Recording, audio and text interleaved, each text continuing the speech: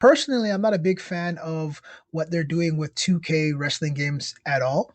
The last game that I personally enjoyed was 2K14. I think that was the best one out of the franchise, and I believe that was the transition period from THQ and Ukes over to 2K, and they kind of maintained some of the grappling system and gameplay. But since then, I've seen the decline from 2K15, 16, 17, and onwards. I actually had to take a break from playing wrestling games because they weren't up to par. I had to spend most of my time reliving the glory, playing Here Comes the Pain, maybe some SVR, '06, most definitely. Uh, but I'm not really seeing the hype between 2K26. I'm actually nervous about it because they haven't been very consistent at all. Like, I'm not someone who's going to get online and want to run around in the island.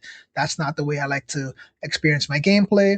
Plus, I was never a big fan of the single button reversal, triangle for finisher. I like the classic. I'm more of an L1 for finisher, L2 for grapple reversals, R2 for sorry, it's L2 for strikes, R2 for grapple. That's what I'm used to, right?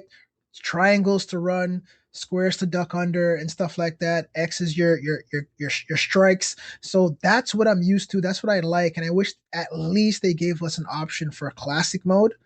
And I prefer I'm more of an analog and circle for grapple. And I haven't seen that. So one of those things that I don't like, and I like to have my grapple system set up a specific way. So um, again, I'm interested to see what they do with the game. I'd like to see some gameplay trailer, but I know for a fact it's going to be the same thing that we're used to, and I don't know how they're really going to change the game. It doesn't seem like 2K is very big on being very, very innovative.